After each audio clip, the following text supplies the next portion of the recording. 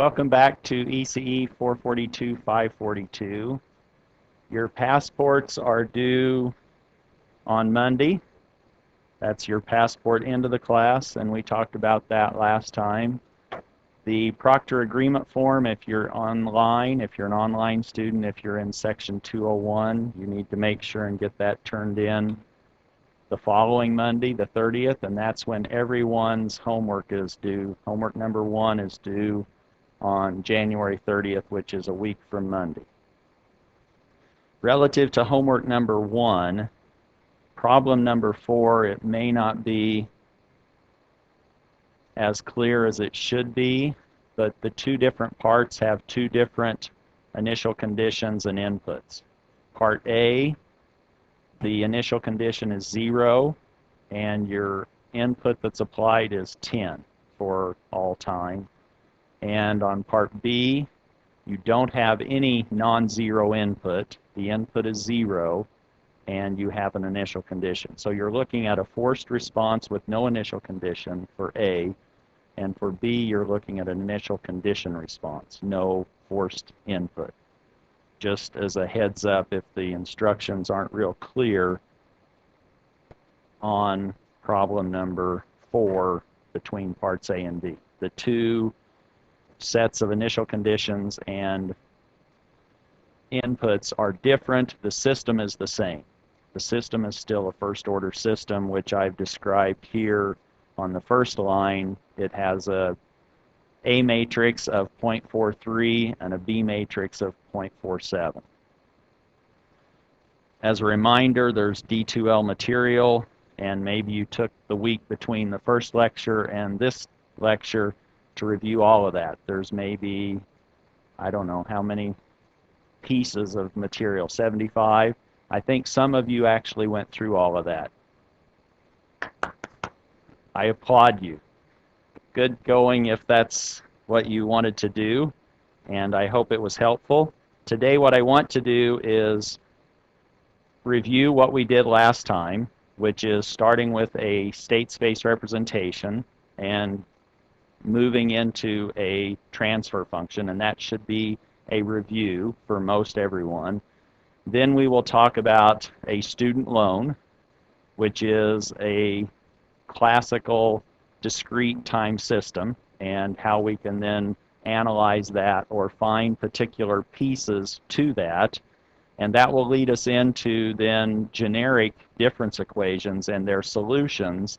And in particular, when we have a homogeneous difference equation and when we have a non-homogeneous difference equation, or when we don't have a forcing function and when we do have a forcing function for a difference equation.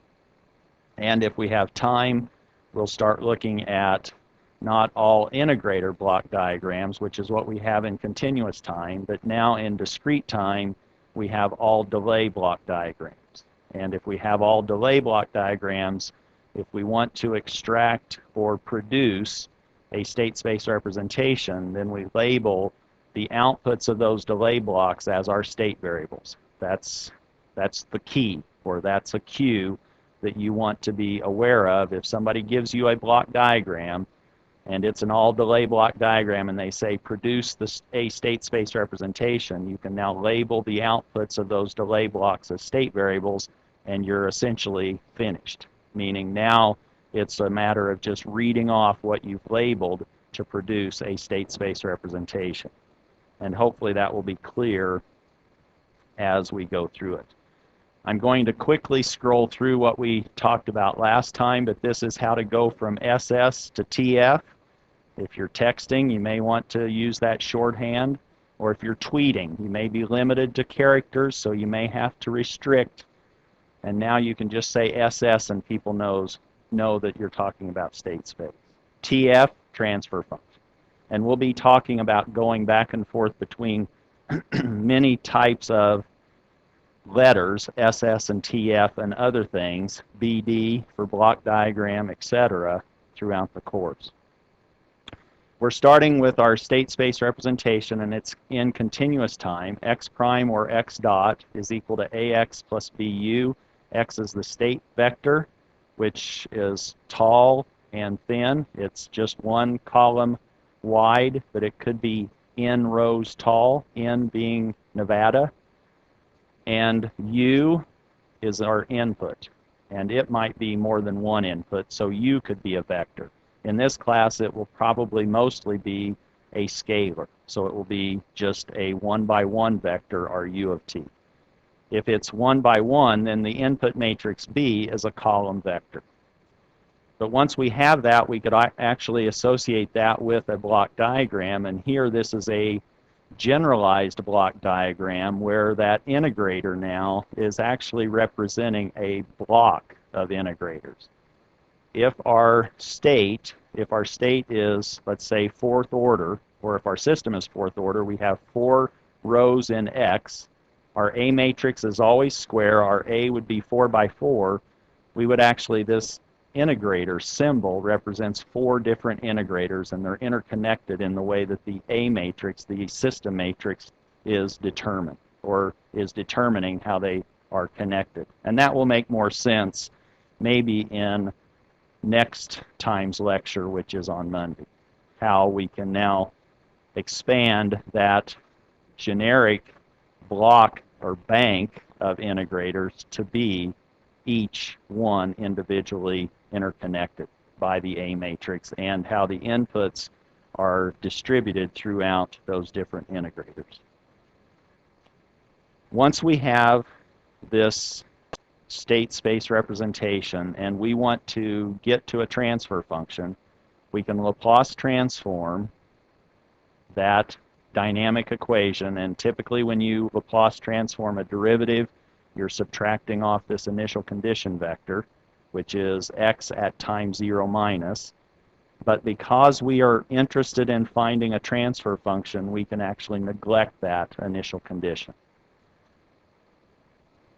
We put in this placeholder, this identity matrix I, so that we can factor out the scalar s, and we can simply subtract capital A, capital X of s from both sides, and now we can collect the terms associated with capital X. We have our inputs on the right. We can solve for x, our state vector, and if that's all we wanted, we could actually inverse Laplace transform that right-hand side for a given collection of whatever u is. But if u is a scalar, if we have one input, then capital U of s will just be some scalar Laplace transformed expression, which could be a step, it could be an exponential, it could be a sinusoid, it could be a decaying exponential. It depends on what we have. If we want the transfer function, which is what we said we wanted, we will eliminate that state vector Laplace transform in the output equation, or we simply substitute in or replace the expression si minus a inverse b u, where capital X of s was, and now we have one equation that contains only the input u and the output y, which is what we need to find our transfer function capital G of s. And that's now the expression. If somebody says, give me a transfer function, and they already hand you a continuous time state space representation, which is matrices A, B, C, and D, then you can simply evaluate or find your transfer function G of s using that formula. You don't have to rederive what we just presented. You can just say, oh, this is what I have, C times the quantity Si minus A inverse times B plus D. Question?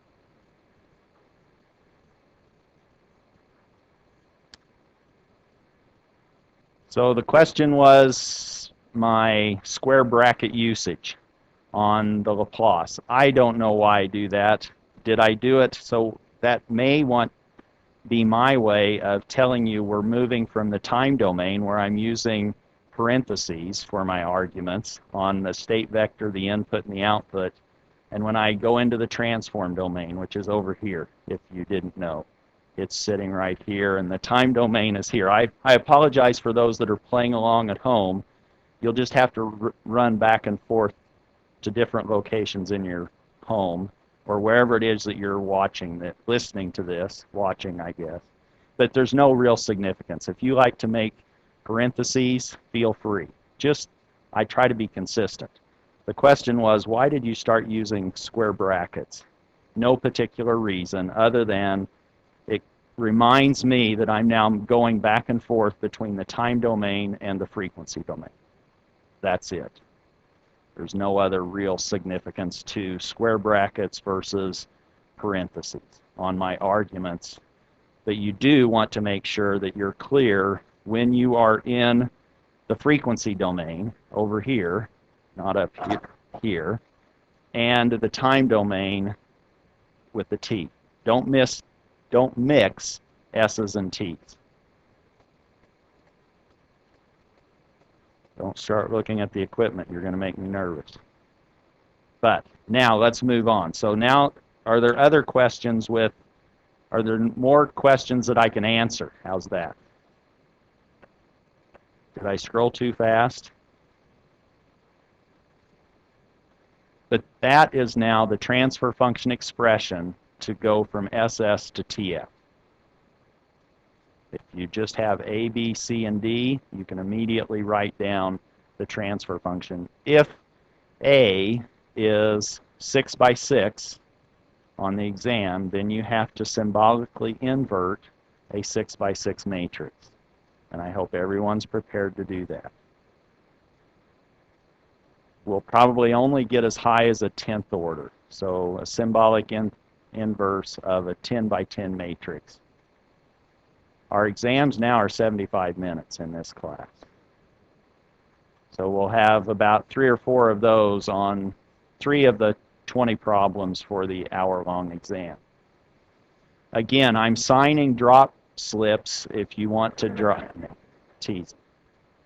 Other questions? Yes. So what is I? What is I? Anyone want to answer what I is? I, me, and I. No, I is the identity matrix. So it's a square matrix. It's the same. It's compatible. So you may hear me say different things, but it's the same dimension as the A matrix. It's compatible with the A matrix. So I is really a placeholder. It just has ones on the diagonal, and if it's going back to our example, did I say we had a 4 by 4 A matrix? I is 4 by 4. It has zeros everywhere except ones on the diagonal, which means when you have SI, you just have S's on this diagonal matrix, and now you invert that depending on what A is. And that could be kind of a mess, the inverse of SI minus A. But mostly in this class, now maybe I'll be a little bit more realistic. It'll be a 2 by 2 matrix probably that you're invert. You need to be able to do that in your sleep, a 2 by 2. And if it happens to be that A is scalar, A is a 1 by 1, how hard is that to invert? Not very hard. You just have to put it in the denominator.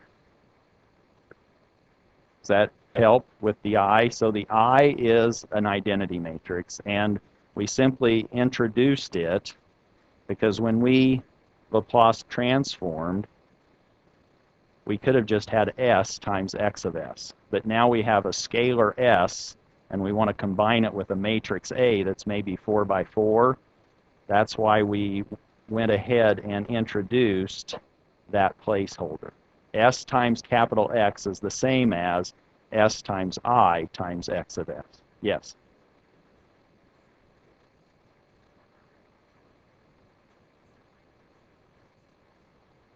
Yes, so the reason we introduced that identity matrix is so we could factor out the capital X of S.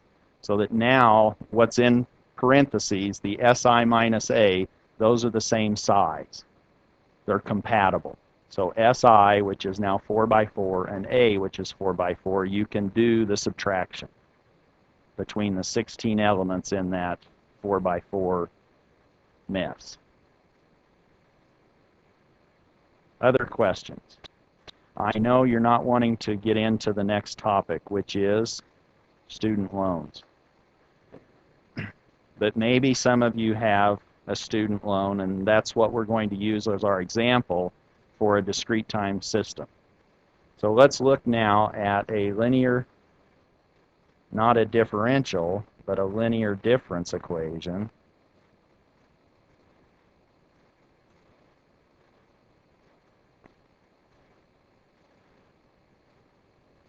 And let's not just introduce it, let's solve it so that we know what we're going to be held accountable for when we finish and have to pay off this loan.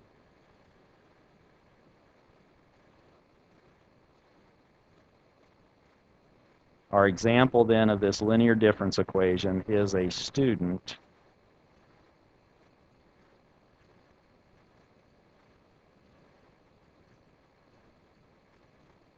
loan repayment, and I think I should emphasize that repayment.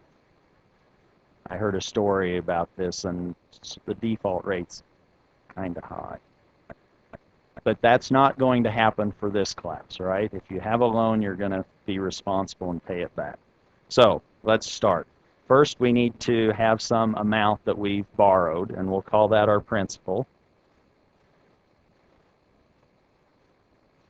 And let's just be not too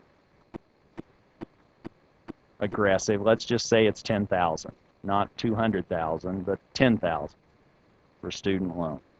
And actually, we will call that a variable. We'll call that p sub 0, and that's going to be our beginning balance, which is the reason for the subscript 0. And we need to select an interest amount, which I think it's going to be less than this, I hope, when you graduate, but let's just assume that it's 5%. That's a nice number, but I think I looked up and it's maybe or closer to 4, depending on whether it's a federal student loan or a private loan. If it's private, it may be more than 5%. But let's just use 5%, and this is now, we'll just say this is our annual interest.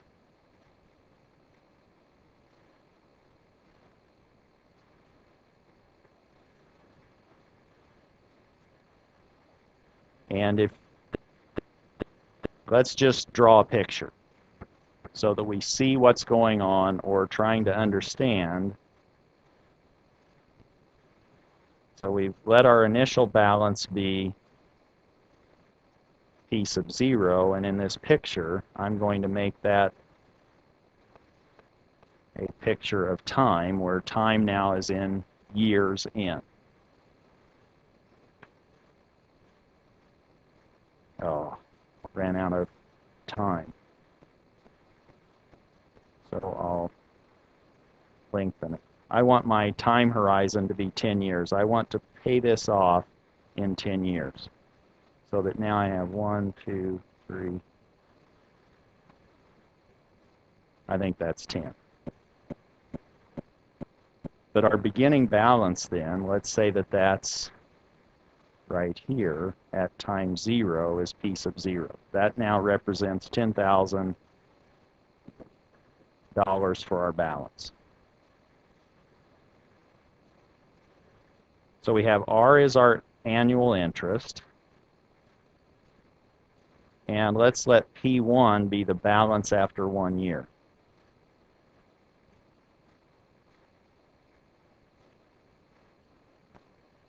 And what does that look like?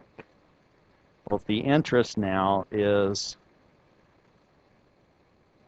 5%,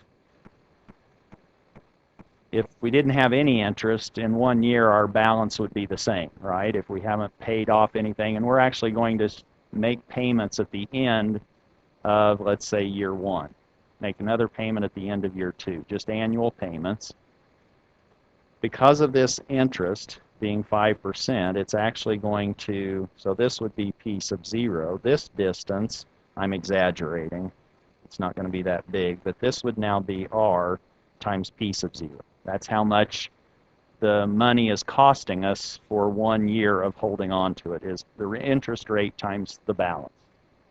But what we want to do is pay that down so that now we actually want to make a payment of U in order to make our next level or balance at the end of year 1 this P1. Does that make sense? We hope that P1 is smaller than P0 or we'll never get this loan paid off. We're wanting to pay it off in 10 years. We want to find out what is U so that at the end of 10 years, we will have a balance P sub 10 out here of 0. P sub 2 will be here. P sub 3 will be there, etc. Such that those keep stepping down until at the end of 10 years we no longer have a balance.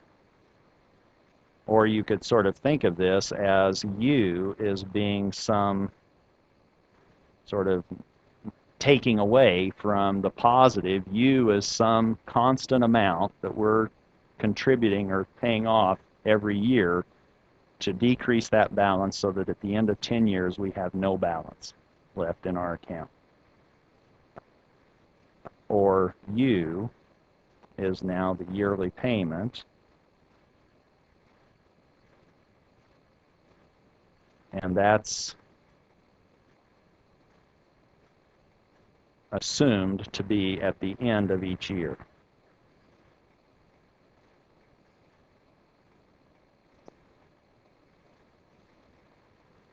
And we are interested in what our yearly payments will be or what U actually will be. What are the yearly payments?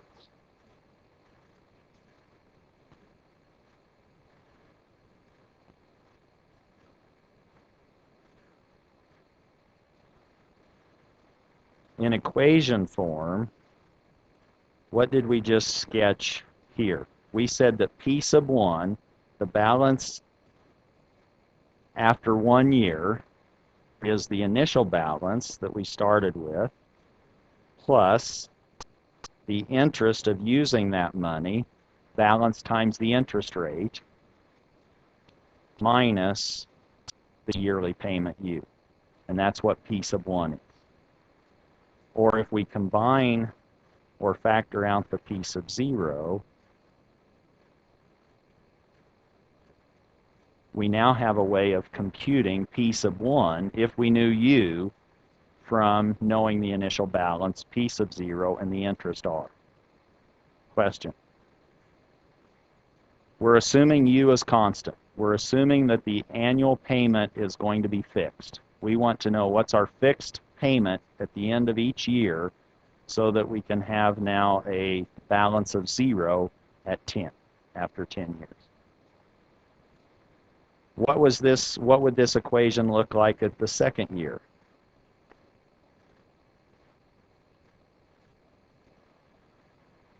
Structurally, it should be exactly the same. We have P sub 2, and that will be what?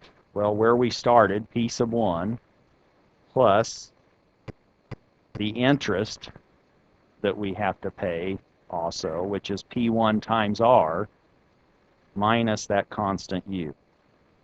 Or again, we now see that P sub 2 is 1 plus R, P sub 1 minus U.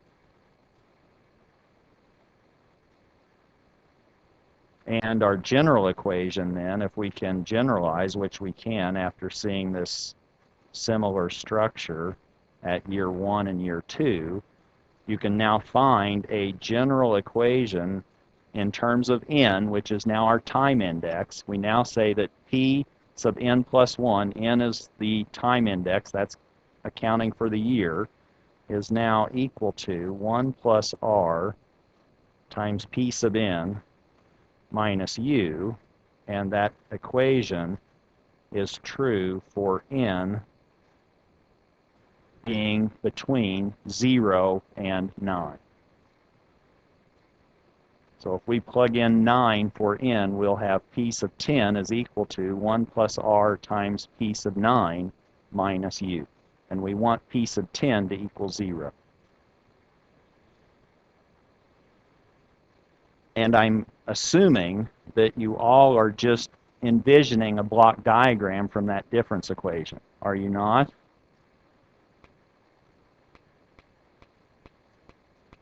All right, question.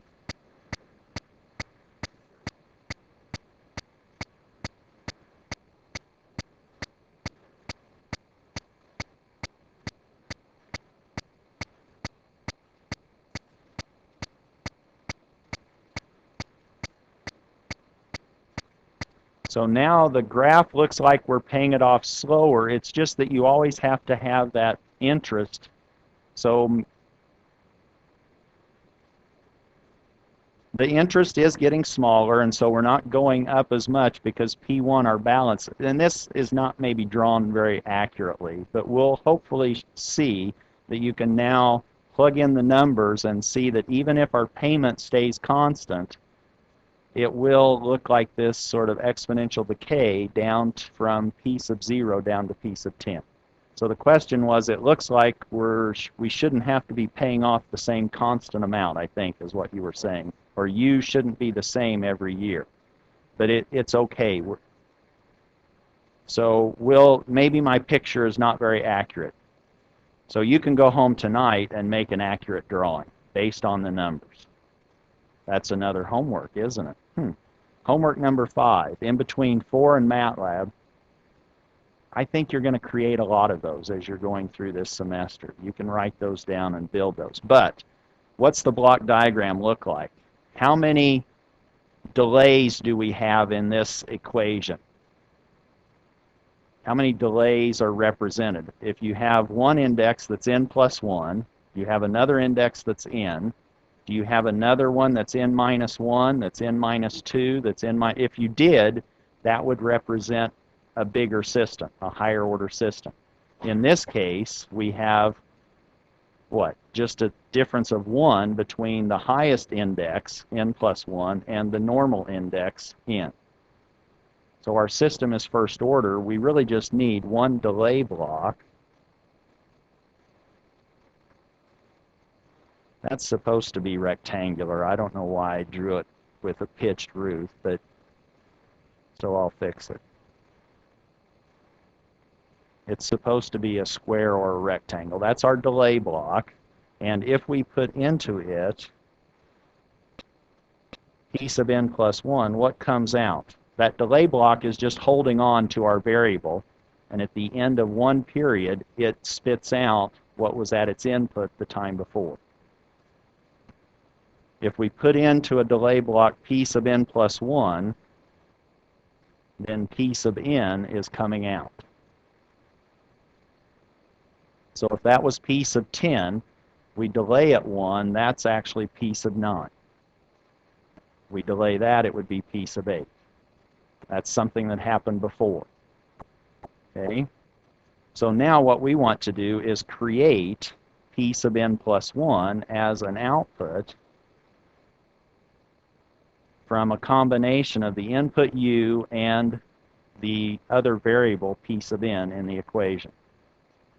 In this case, P sub n plus 1 is minus u, and it's 1 plus r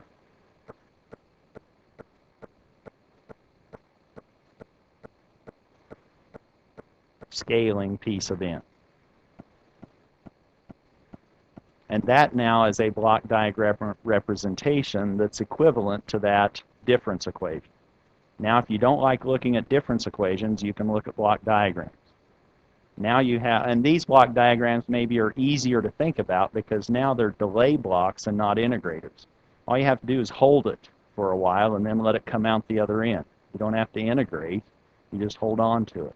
These are maybe easier. These are now linear difference equations and not differential equations. We're in discrete time.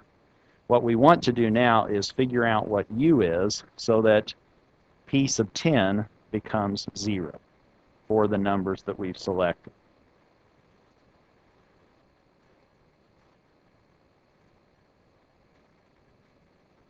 Let's see if we can find u.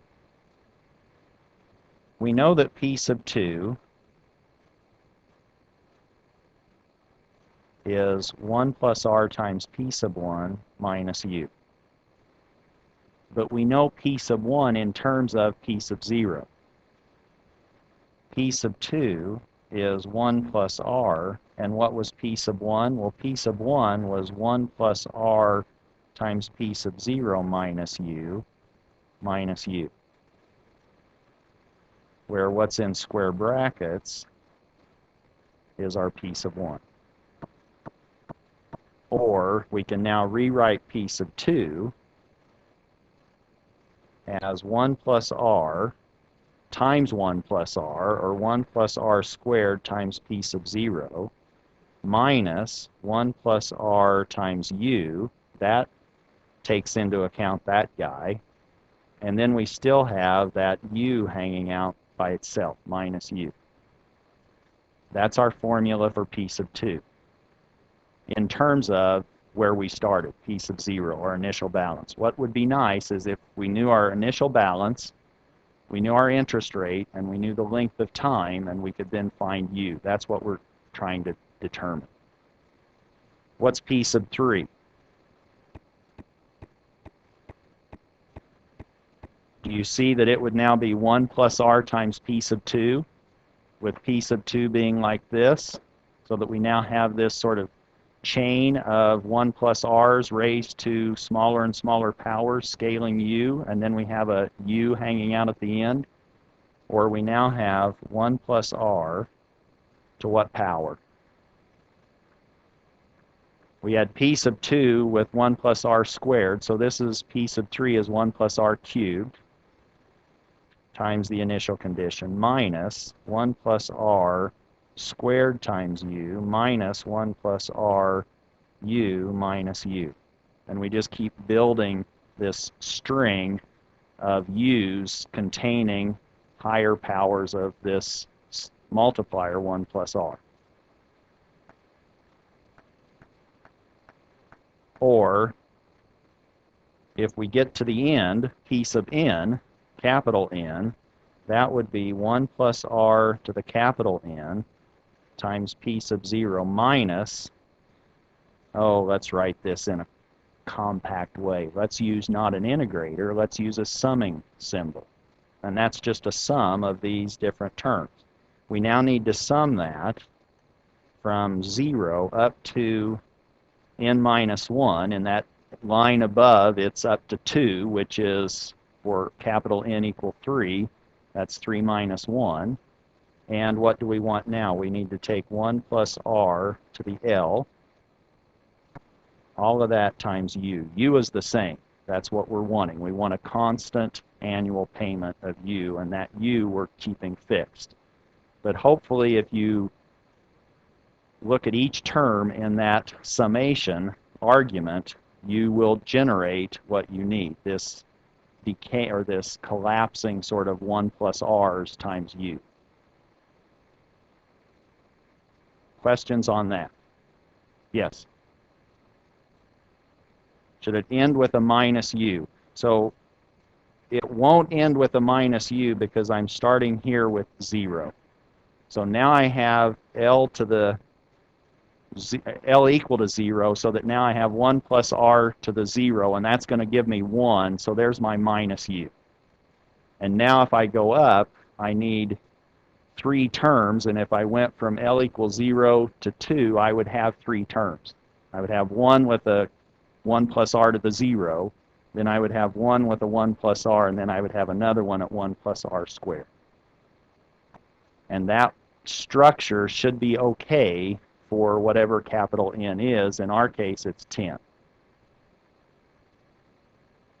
What we don't know, maybe, is what this bad boy is. Let's call it S, a sum. We want to find S. So what is S? Is it okay if I use red?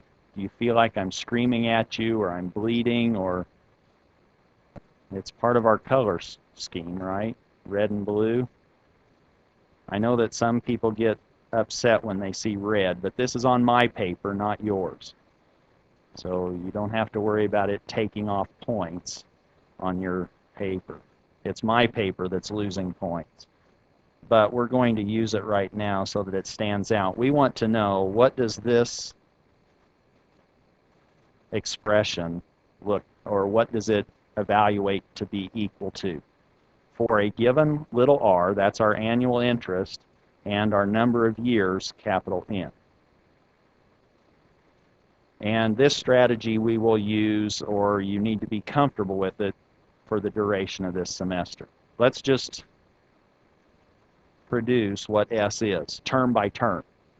If I now go from L equals 0 up to n minus 1, capital S is going to be essentially, sorry, never mind, nobody saw that, right? Unless you're watching at home and then you saw Microsoft Essentials couldn't update because I don't have my wireless on. I don't want to be communicating to anyone other than the class at this point. So I now have 1 plus r to the 0, or 1. Uh-oh. It's talking back to me now. 1 plus 1 plus r to the 1 plus 1 plus r squared, and I'll just keep going until I get to 1 plus r to the n minus 1. We okay with that? And I hope that you left enough room between the red line and the black line. I sort of gave you maybe an indication that I was being a little sloppy and aggressive with my spacing, but that's because I want to squeeze something in between. Now what I want to do is I want to figure out what that is. Well, one way to do that is to go ahead and write it down again, but this time let me go ahead and multiply S times 1 plus R. So that now I multiply 1 times 1 plus r, and what do I get? 1 plus r, which I'm going to put over here. Then I multiply 1 plus r times 1 plus r, and I have 1 plus r squared.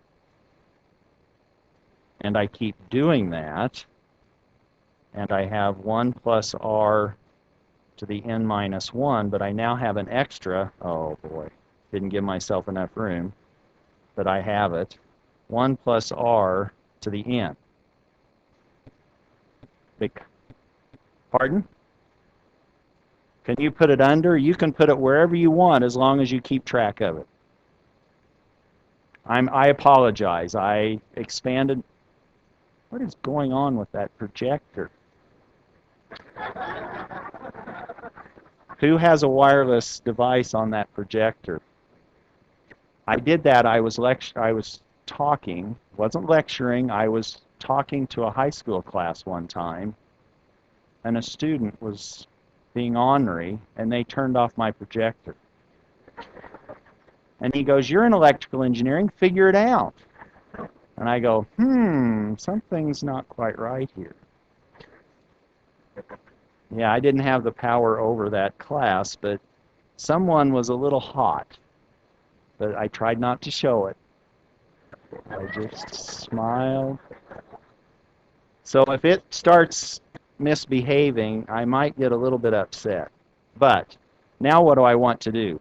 I'm trying to solve for S, and I now have two formulas that look almost the same with just a small variation. If I subtract this second line from the top line, do you see that all of these pieces cancel? That's what I'm wanting. I'm wanting to simplify this down. What do I have on the left-hand side? I'm taking S plus RS and subtracting S. That's a pretty difficult operation. S plus RS minus S. I end up with R times S, do I not? And what else is left over? I'm subtracting 1, and there's nothing to pair it up with above it, so I have a minus 1. And now that term that's hanging out there somewhere, over, under, upside down, but it's 1 plus R to the n, that falls down. So that I now have plus 1 plus R to the n. And I can now solve for S, which is what I was trying to do. S is now 1 plus little r to the n minus 1 over r. And for a finite sum that had that structure, which was in this crazy summation symbol, now I know I have a formula to compute what that sum actually equals. That sum equals that quantity that's raised to the L, here it's going to be raised to the final value plus 1, capital N, minus 1 over R. And what was our problem? Do you remember what we were playing with or what we assumed for some of our values for our problems? This is a student loan. I guess it is a problem. We wish we didn't have it, but for the example that we're dealing with, I'm calling it a problem. For our problem, what did we assume? We assumed little r was 5%. So that's 0.05. Capital N, we wanted to pay this off in 10 years. So that now if we compute that, S is now 1 plus 0.05 raised to the 10 minus 1 all over 0.05.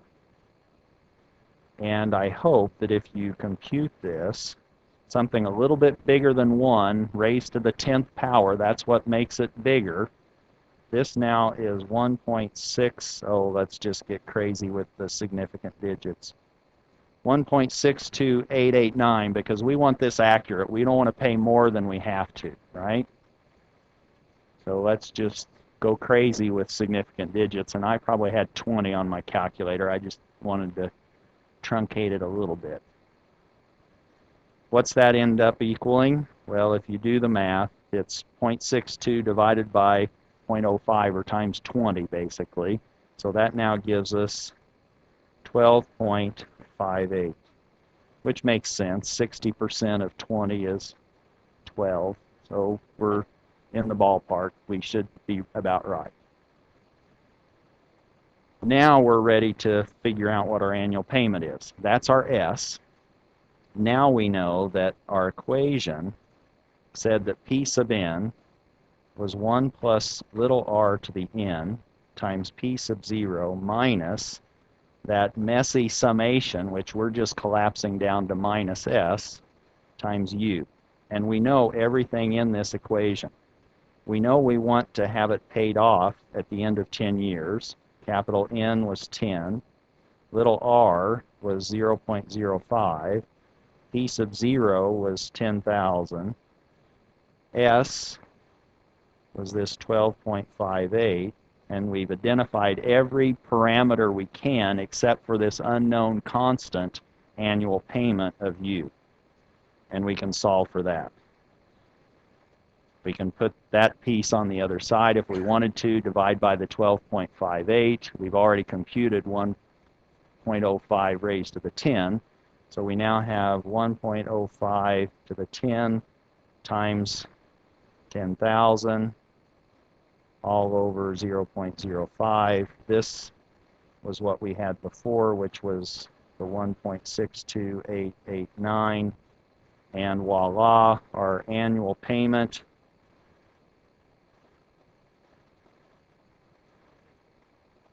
is about $1,300 to pay off a $10,000 loan over 10 years with an interest of 5%. And that's a fixed annual payment.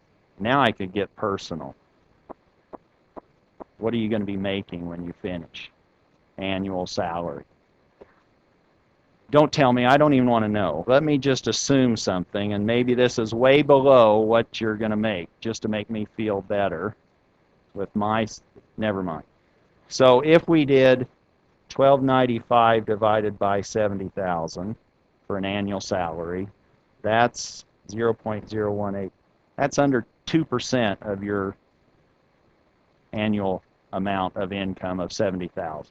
So it's not bad to pay off your student loan, right? Maybe, yes, pay it off. This is 0.185. Questions on that? There's our annual payment of $1,295. That now is knocking down that balance every year, even though that balance is accruing interest expense every year at the rate of 5%. What if you were thinking ahead and you said, you know what? ever since I had my first job, whatever that was, now they have this series where you tell people what your first jobs were. Have you listened to that? All these famous people, what was their first job? I was shining shoes. I was doing... Suppose you decided to have a first job and you started saving money. Now you were thinking ahead. Let's do the problem in reverse. What if you invested, let's say $1,000 each year, not $1,300, and let's say you couldn't make 5% interest, you could only make 2%. How would your money grow? That's another difference equation. Let's figure that one out. Here's the question. What if we saved $1,000 per year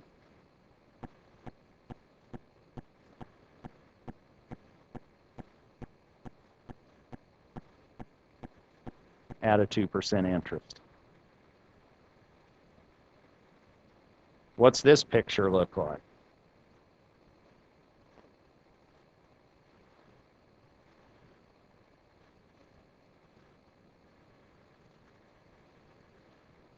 And let's say that we're starting now at time 0.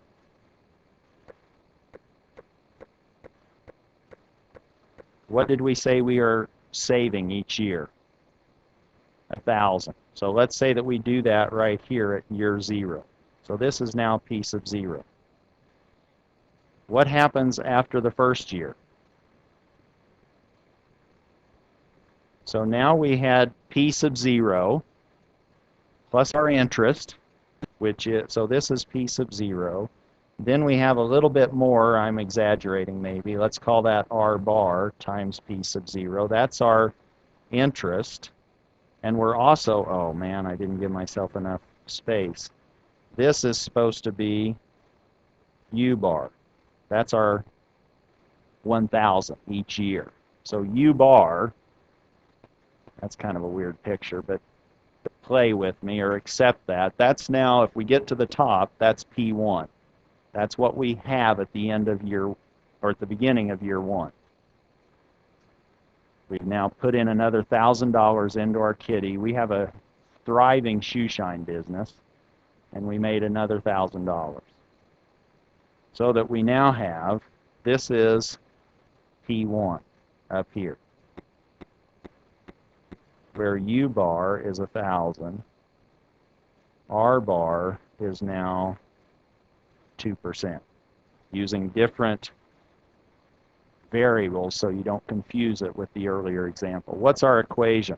What's our initial balance? P sub 0. That's U bar, which we assumed was 1,000. What's the formula for P1? Now that you've done this once before.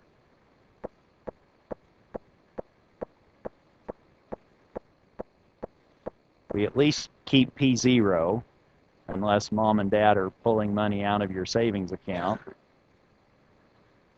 That's what never mind. But you now have P0 plus the interest on that, which is R bar P0, plus, now we have a different sign, plus our investment again, which is $1,000. That's the U bar. So we now have another formula, which is very similar to what we had before. We have 1 plus R bar times P sub 0 plus U bar. And we know everything in here, so we could compute P1. We know R bar, that's 0.02, so this is 1.02. P0 was 1,000, and U bar is 1,000. So that P1 now becomes 1.02 times 1,000 plus 1,000, which is what?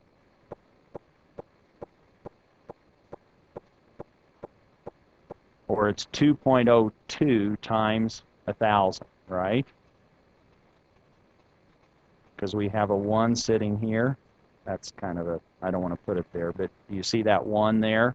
We could factor it out, and we have 1 plus 1.02, or this is now 2.02 times 1,000.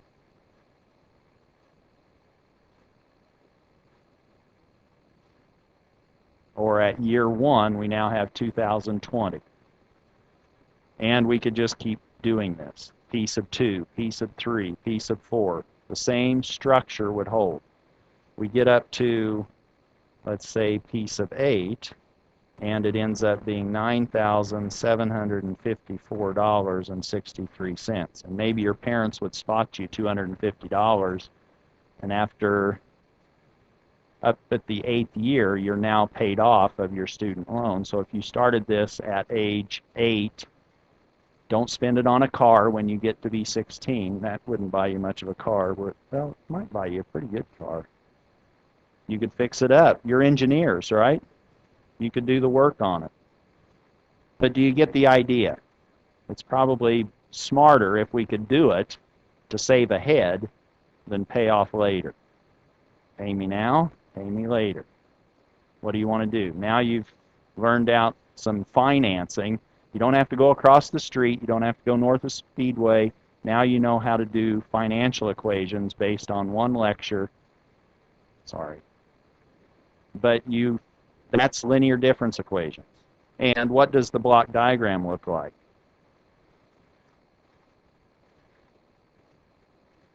How many delay blocks do we need?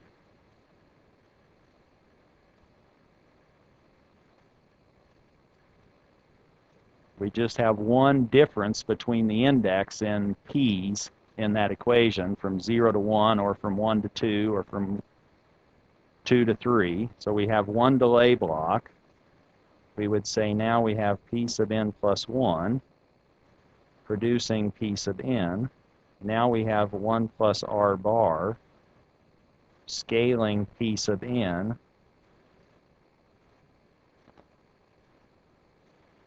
And the other piece that we have is our u bar, which is now with a plus sign. And we've now seen that even if we went as far as 9 years, p sub 9, I did this beforehand, you're now above what you needed, maybe, for your student loan. And so what I'm trying to do is illustrate the benefit of saving before a purchase. This doesn't have to be applied to your education. This could be applied to anything that you might want to purchase. What would make it even more interesting, but riskier, is R bar, right? What is R bar? We assume 2%. Maybe if you give your money to Uncle Fred, did I offend anyone? I hope not. I didn't mean to. Uncle Hal, how's that? So now if you give your money, what was I trying to do? Oh yeah, he'll pay you an R bar, whatever that is. Maybe it's more than 2%. Just saying. You might want to get in business with that crazy uncle. Okay? Never mind. Questions on linear difference equations? Yes.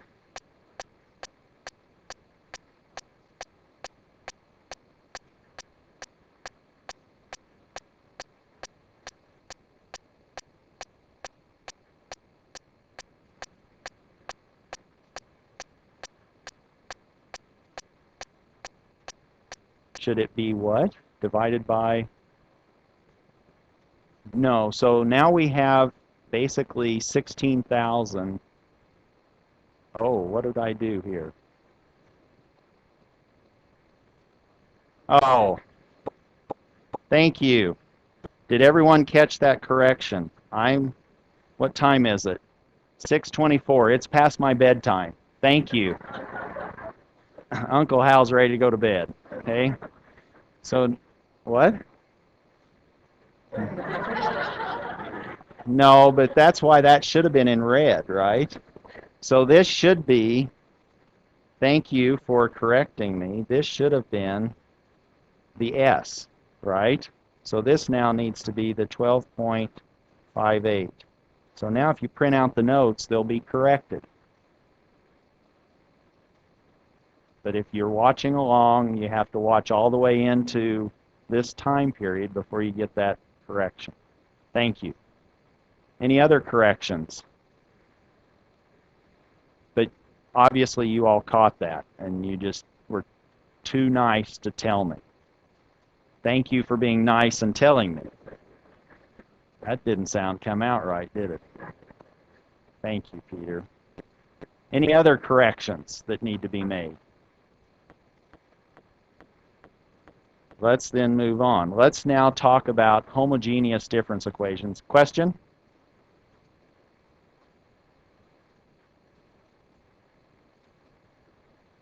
Yes. So now what this is, this block diagram, that's a delay. So now you're holding on to what it is that you're putting in. So you might be thinking of that block being an advance. If it was an advance, then you would go from p sub 9. If you advanced, you would go to p sub 10. What we're actually saying is we're starting at, let's say, p4. You delay that, you've actually gone back to p3. So now you're at P3, you delay that, you go back to P2. And that means then that the output of this delay is something that happened before. So P sub n plus 1 is something that happens after P sub n.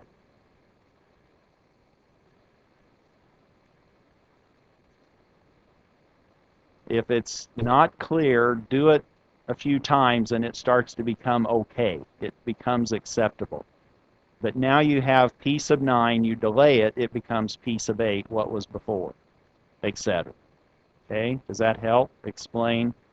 And we might, at some time, talk about advance operators, but most of our block diagrams will be in terms of delay blocks. Let's now move into homogeneous difference equations.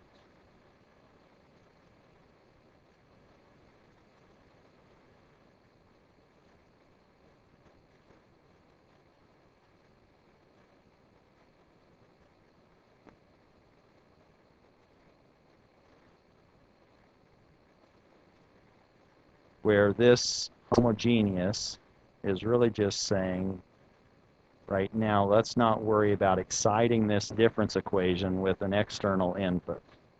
We have no external input, and let's just pick an example. Sometimes it's easier to talk about a specific example. Let's say now we have x at time index n plus 3 at time x of n minus 1, so one period before, plus 2 times x at another period before, we'll call that x of n minus 2. And this no external input is really now saying that guy is just 0. And let's assume that we want to play with this system using initial conditions. Since now nothing is really exciting this system, there's no external input, we have to sort of start it. So typically I'll walk up and kick something. That's the initial condition. I'm initializing it to something. Here, let's say that the initial conditions will be x at time minus 1. Let's say that's 0. And time 0, let's say that's 1. And what we want to do for this particular linear difference equation is find a closed form solution.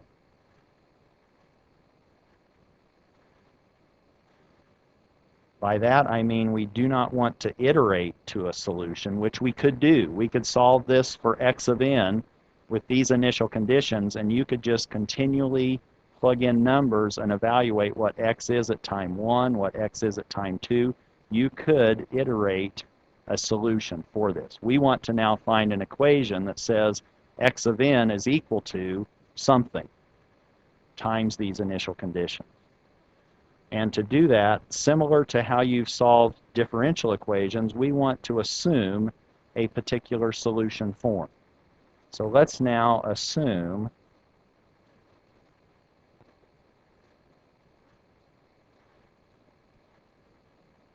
a solution form, and that solution form will be x of n is now some unknown a times z to the n.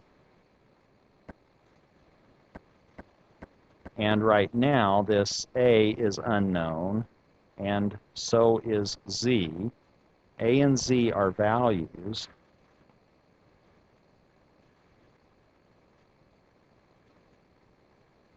that need to be determined.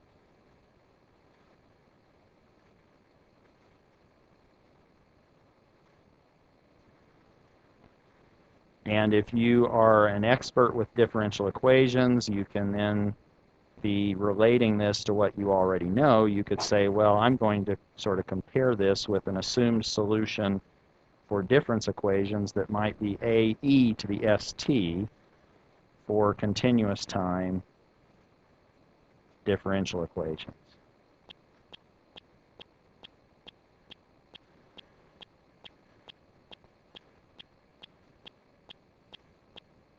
But if we now assume this structure, this solution structure, satisfies this homogeneous difference equation, we're just going to replace everywhere we see x of n in that equation, and obviously we have to keep track of the index n, whether it's n, whether it's n minus 1, whether it's n minus 2.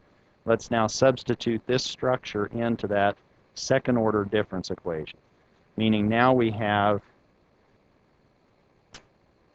the first term is just x of n, so that's a z to the n. Then we had 3 times x of n minus 1.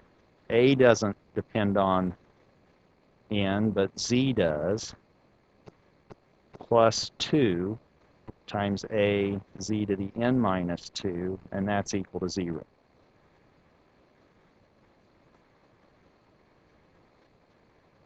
We can actually factor out a common term from all three of those pieces. And the common term, what's clear to see that a is, and z to the n minus 2 is common to all three terms. Or we can now say that a z to the n minus 2, what's the first term equal to if I've now factored out a z to the n minus 2 from a z to the n? Do you see that this should be z squared? I multiply those two together and I end up with az to the n. Then I need to have a 3 times what? Z to the 1, I'll just exaggerate the exponent, it's z. And then I have plus 2. And that's still equal to 0, where this term in square brackets I will call the characteristic polynomial.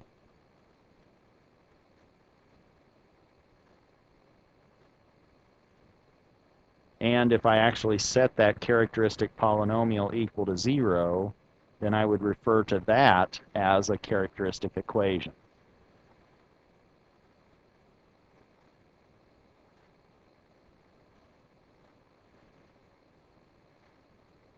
So I have a characteristic polynomial set equal to 0 gives me the characteristic equation. I'm assuming that this piece is non-trivial. I want a non-trivial solution. I don't want just 0. 0 would satisfy that equation. If I set x of n equal to 0, that would satisfy that equation. I don't want a trivial solution. I want a non-trivial solution, so I can divide this, both sides by that, and now I have, or end up with, z squared plus 3z plus 2 equaling 0, or a quadratic equation. And this one I've designed to be fairly easy to factor. This, I hope it's clear, has a z plus 1 and a z plus 2 as factors to produce that quadratic. And now we're interested in, we were trying to find a's and z, because that was our assumed solution. We want to know what z's make this equation true. Well, if we solve that, now that it's factored, it's pretty easy to solve. We just set each of those factors equal to 0, and we can see that z equal minus 1 satisfies that, or z equal minus 2 satisfies that. So if we solve the characteristic equation, we now have z is equal to minus 1 and z is equal to minus 2. We have two roots to that quadratic, which is what we would expect. Now we know more about our assumed solution. Now we know x of n is some constant a1 times one of those solutions, let's call it the minus 1 raised to the n, plus a sub 2 times minus 2 to the n. And we can find the a1 and the a2 using the additional information that we were provided, which were the initial conditions. We can now find a1 and a sub 2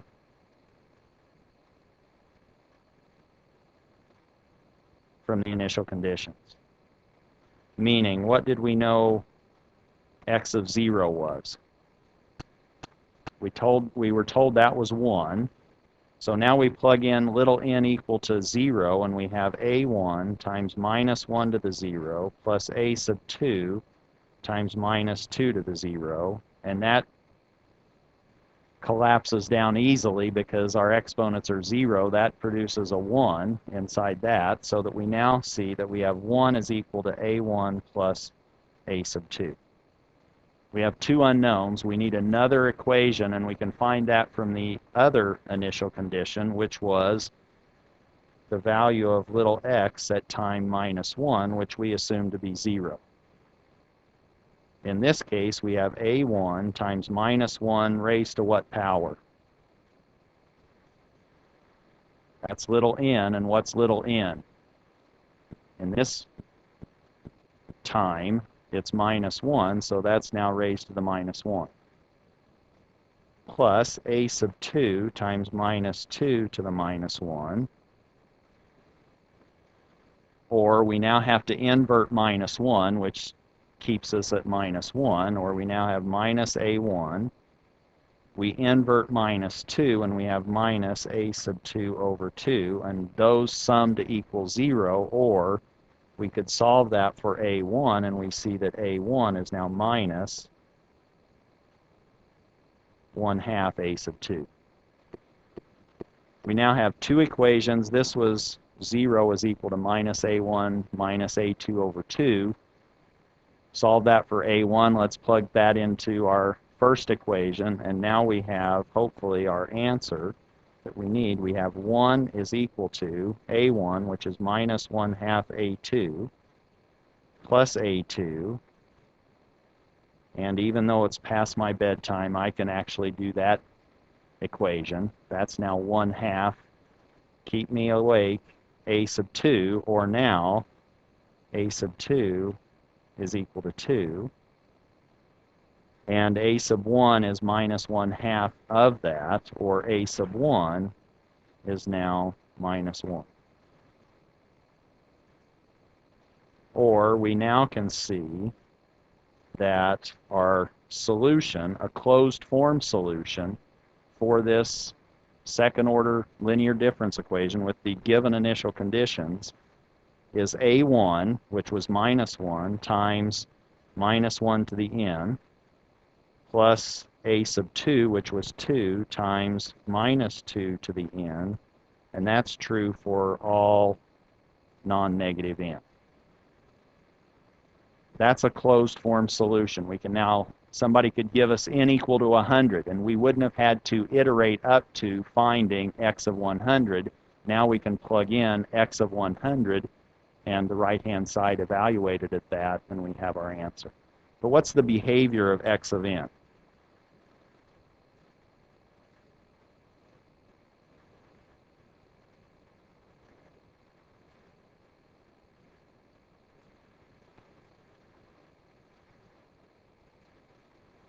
What was x at time minus 1?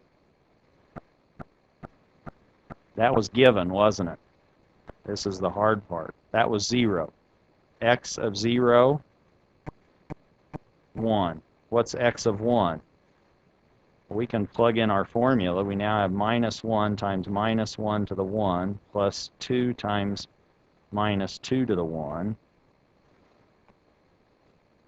or minus 1 times minus 1, that's 1, minus 4, or minus 3. At time n equal 1, what's at x of 2?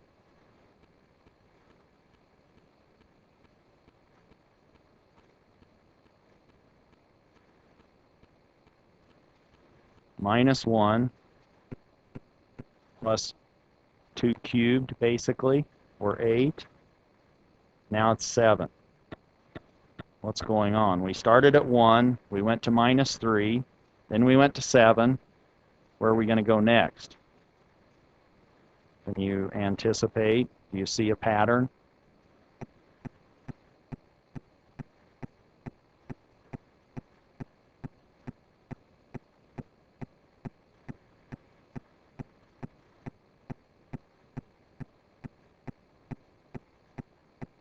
Is that right?